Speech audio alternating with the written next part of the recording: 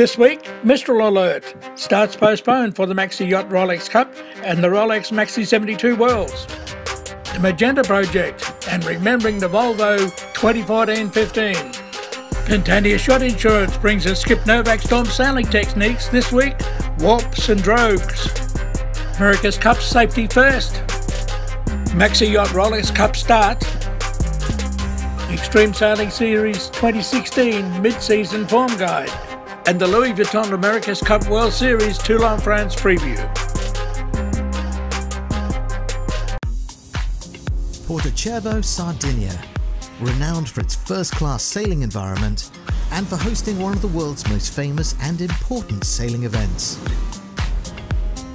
A competition which unites emerald waters and rocky outcrops, challenging courses, and first-class race management, innovation and tradition, top sailing talent, and passionate driven owners. Marking its 27th edition in 2016, the Maxi Yacht Rolex Cup is organised by hosts Yacht Club Costa Smeralda and the International Maxi Association.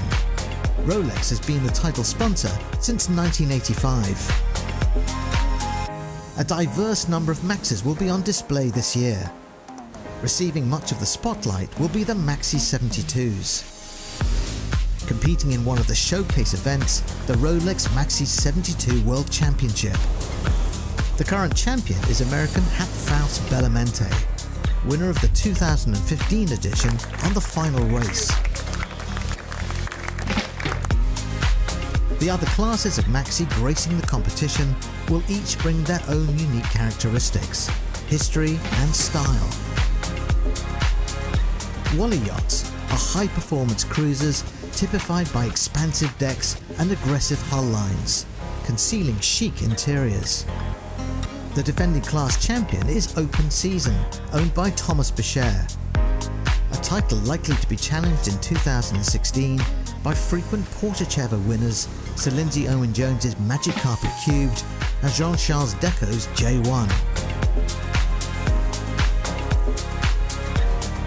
In a nod to tradition and sailing heritage, the J-Class arguably provides the fleet's most graceful performers.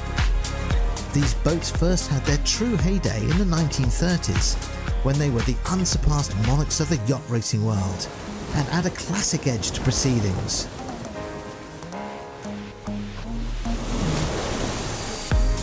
The Goliaths of the event are the Supermaxes, measuring upwards of 100 feet and sometimes in excess of 150 feet. They reflect a continuing desire to set new benchmarks of power, comfort and elegance, and are the epitome of luxury afloat. At what is a high-pressure environment, the sailors and owners taking part count on the world-class professional race management. This reassurance allows the crews to concentrate on the contest on the water. The rewards for success are rich. Class winners will receive the plaudits of their peers and Rolex timepieces at the final prize giving.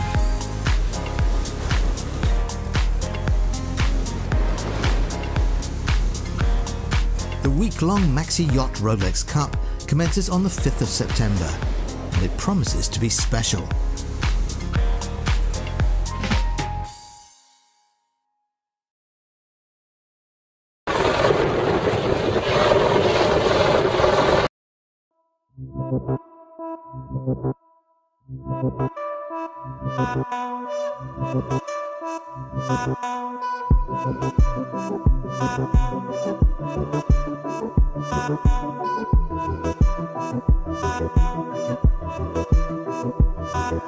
The Magenta project has formed a network of professional female sailors committed to performing at the highest level, whilst inspiring and supporting others to follow.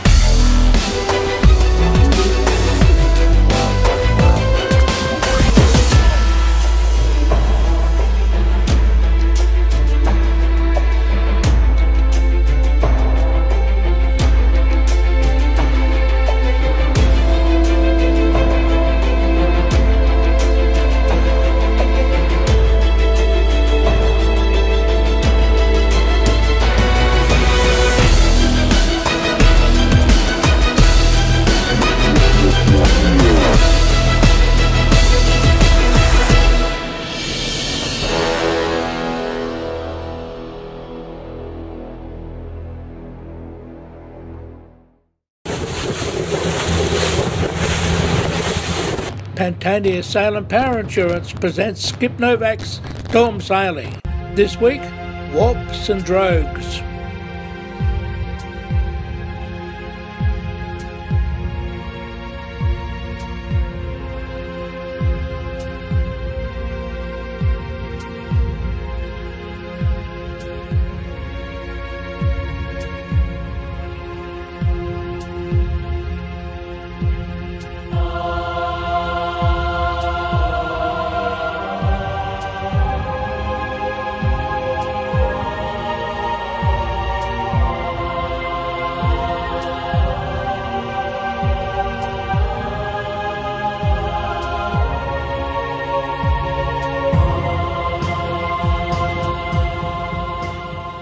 Welcome to Yachting World's Heavy Weather Seamanship Series, produced in association with Pantaenius Yacht Insurance. This month, Skip Novak talks about the use of drogues and streaming warps, and he expresses his misgivings about using them in heavy weather. Well, the day we rounded Cape Horn, our intention was to also stream warps as a demonstration of that technique. And quite frankly, we got out there and the seas were so enormous and it was blowing so hard. The idea of deploying that stuff over the side just was not unsafe. And frankly, I've never done it before. I've never felt the need in all my racing career and expedition career down here to stream warps over the side. Maybe it's just because of the type of boats I've been on. But, you know, my technique is heaving to, relying a hull, waiting for the storm to pass. Never been in that situation where I felt I had to stream warps. We've got the gear, we've got tons of rope, spare anchor rod, shore lines, pieces of chain for weights. We know how to do it. I think, you know, some people, the streaming warps does work. They've tried it, and it depends on the type of boat. I think if you have a really lightweight flying machine, it possibly could be more effective than on our boat. And our boat is quite heavy. Both pelagics are extremely heavy displacement, and you know, we don't really out surfing off waves in that regard. And when we're lying a hull or heaving to, we're very comfortable. I've hove to so many times in the Drake Passage and things that, you know, I just never felt the need to stream warps. Well, I think, you know, it's so hazardous to attempt these type of things because you're feeding stuff over the side and the boat's flying down waves, because the implication is you're trying to slow the boat down. And the load on this stuff becomes enormous. As soon as you deploy any rope over the side, it's immediately an enormous load. And, you know, really a boat needs to be rigged with special attachment points. We have winches. We do it off our primary winches, obviously, but still, chance of somebody losing a finger or worse in one of these exercises is huge. If I had to do it in anger, I could do it, but I wouldn't want to practice it. Drogues are another subject that's a highly charged debate among yachtsmen, whether you should use it or not. The designs are numerous different theories about it. Again, I've never felt the need to use a drogue, and to deploy a drogue, it's the same story. It's a nightmare to get it over the side, a nightmare to recoup it, no doubt about that. Working from the bow or working from the stern, however you do it, to try to you know, stay on station in big waves. I've always hoped to. Very happy with that one.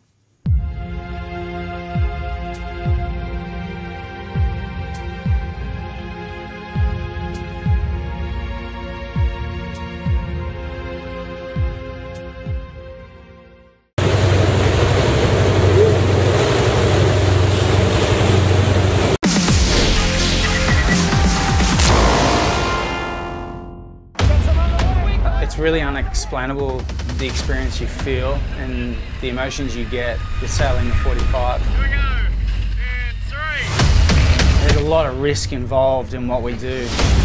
We're hitting speeds of well in excess of 40 knots. There's a lot of situations that we find ourselves in on the water by pushing these boats, and we sometimes push them beyond what we thought we were capable of, and accidents happen. We've already had one capsize, at least half a handful of nosedives a day where we get into situations that can be quite dangerous. We need every little bit of equipment on board, so an emergency is to happen and a situation unfolds where it's completely out of our hands. At least we know at the end of the day we've got everything. The life vests are fully suited up. We've got a lot of padding on our life vests. Our sail racing wetsuits, we have shin pads, knee guards, we have thigh pads. On top of that, we also carry 2 knives in case we get stuck under the net so we can cut our way out. We run oxygen bottles too that hold 4,500 psi, which is pretty amazing to know that we've got at least a good 20 breaths of air in our tanks that we carry on our back. If we go into a big barroway and we end up nose diving and water comes over, I had multiple situations where the water comes over so hard it hits me in the head and then I end up hitting the handles or hitting the side of the hull. That's when these bad boys come into play. And then, if we're stuck on the high side, windward side of the boat and she goes over, we've got harness as well. So we can always make sure that we harness ourselves into the net so we don't fall from a great distance. On top of that, we've also run with comms, so we're always within communication of each other. When we race, we communicate with each other the whole time we're racing and we're training. It's nice to know that at the end of the day, we trained for that and we've got the right equipment and we've got the right people on board and we've got the right guys following us around. So for my job, when we're sailing every day, I wear a small scuba cylinder on my back all the time, so I'm always ready to go. It weighs about 25–30 pounds, but I have to be ready to go into the water any time. I'm on the first chase boat, Chase 1, and we follow directly behind the yachts at all times, so we can respond immediately. And in some of our training drills with man overboard or injured sailor, we've been able to retrieve an injured patient within about 1 minute and 30 seconds of the incident happening back onto the boat, and by that time they are being treated by a doctor. I think we're definitely covered. If something bad is to happen, we've got each other's backs. I feel really safe when I go on board. I've got one job at the end of the day, and that's to do the best possible job that I can do.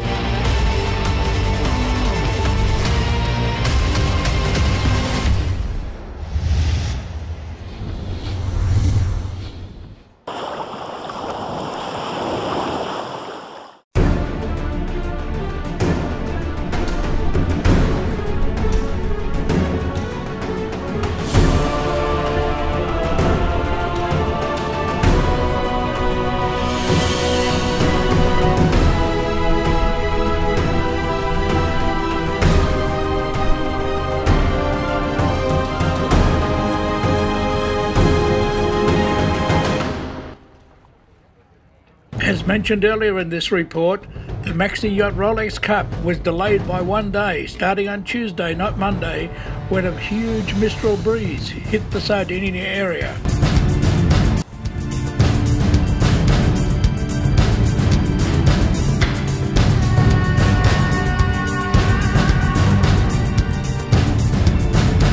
Here is a report on day one. Yachts competing in the Maxi Yacht Rolex Cup and the Rolex Maxi 72 Worlds cover the full spectrum of racing and racing cruising yachts over 60 feet in length. Divided into various categories based on their size and performance characteristics, the fleet hosts everything from classic J-class yachts such as the 153-foot Lionheart and the 1933 launched Valshida, to the modern Galilea, launched in late 2015, and one of the Wally Centro box rule performance cruisers. Among those challenging Hapfaith's Bellamenta for the Maxi 72 World Championship 2016 will be Proteus, division winner of the St Bart's Bucket in March, as well as Robertissima, a regular competitor in the Yacht Club Costa Smeralda's regattas, who missed out on victory by just 1 point last year.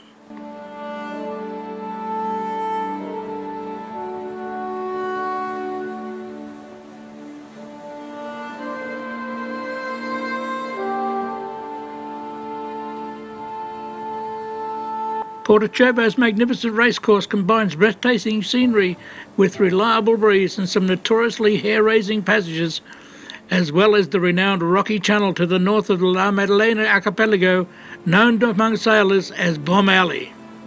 More on this next week in The World on Water. First of all, we are in Porto Cervo, that I think that is the best place for sailing in the world. It's a fantastic place. You enjoy it because the scenery is spectacular. The wind is subtle and shifty and tricky, and so when you do well, you feel rewarded by it. We look forward to the conditions, we look forward to the racing, the fantastic social, it's superbly organised, so what's not to love?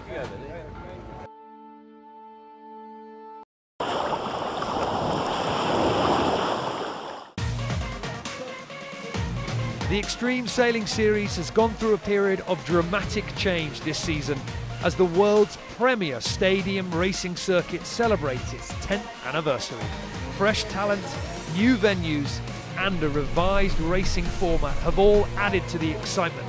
But the greatest evolution has been the replacement of the Extreme 40 to a slightly smaller yet even faster catamaran, the flying GC 32. As a result, the crews have had to be much fitter to sail these foiling cats. Everyone has had to master new and unfamiliar controls, as well as learn new skills in deploying and trimming the sails. Halfway through the 8-act series, it's Oman Air who have been the quickest in mastering the transition, and they currently top the 2016 series leaderboard. Morgan Larson may exude Californian cool, but on the water, he and his experienced crew have been utterly ruthless. SAP Sailing Analytics show they have finished in the top 3 in over 72% of all the races sailed so far. Oman Air have won 3 out of 4 acts. Red Bull Sailing Team are second on the leaderboard. The Austrians may be newer to the foiling game, but they have been very competitive. The Austrians have finished on the podium at every act so far this year. The only team to beat Oman Air to an act victory in 2016 is the Swiss-flagged Alinghi. Arnoud Sarafakis and his talented team took the spoils in Qingdao and came tantalisingly close to winning last time out in Hamburg. They look set to seriously challenge for the top spot on the second half of the series. Alinghi are the team that Morgan Larson fears the most. Fourth on the table, it's SAP Extreme Sailing Team. On paper, the Danes have been evenly matched with Red Bull Sailing Team. The Danish have finished 40 races in the top 3, the Austrians 41. If they could just nail their consistency, they would rocket up the leaderboard. Land Rover BAR Academy, the series young guns, all the crew under the age of 25. What they may lack in experience, they make up for in raw talent. It's not a question of if they click, but when. And when they do, they could well dominate the series for years to come. Taylor Canfield and China One are also a team that has improved as the season has progressed, frequently mixing it up with the best of the best. For sail Portugal, visit Madeira, crew changes throughout the season have potentially slowed their learning curve. But in 3 times Olympic competitor Diogo Caiola, they have a strong leader. Diogo and his crew made a huge statement of intent by winning the last double points race in Hamburg, making them a team to keep an eye on. To date, the 2016 series is living up to all the hype. All the teams are getting better and faster. The performance gap between the top and bottom teams is narrowing quickly. The excitement is building, and you can bet your bottom dollar there are going to be some big twists and turns in the second half of the series.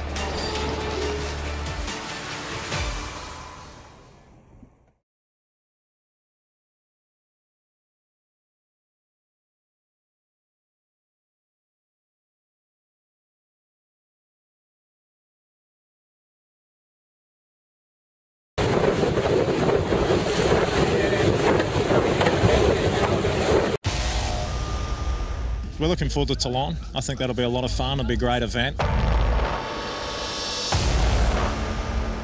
Slightly different venue and conditions. It's really getting towards the end of this World Series now. Toulon on the Côte d'Azur. Population 150,000 plus. Local sailing conditions unpredictable. In Toulon, the sailing weather is often crazy. Wind with a calm sea or a light breeze with swell. You never know what to expect. Donc on sait pas comment va être mangé là-bas. The America's Cup for the first time at the French port. Anticipation in Toulon is great, and no wonder. In France, they all have to learn to sail at school, so everyone understands about the sea and understands about sailing, so I think you have a real informed crowd. Portsmouth, a few weeks ago. In a hard-fought encounter, the teams put on a fantastic sailing contest in the English Channel. The crowd thrilled, as ultimately it's British team Land Rover BAR that comes home victorious. Their motto, bring the cup home. We've got to keep pushing now. We've got ourselves a small lead. We've got to try and see if we can extend that. In the overall rankings, the Brits are leading by 1 point from Oracle Team USA. Groupama Team France already a bit behind, but in Toulon they hope to get back closer to the front, even to fly there. The French fully motivated. We're delighted to have the event in France and to show our compatriots what we can do. À la foule française qui sera, j'espère, bien présente à Toulon. And so, in Toulon, France, we can again expect a yachting spectacle in which every team will be sailing all out for victory. Toulon, we're coming. You better get ready. Saturday and Sunday, the 10th and 11th of September, the Louis Vuitton America's Cup World Series event sweeps across the Mediterranean. Watch out the Louis Vuitton America's Cup World Series in Toulon in September.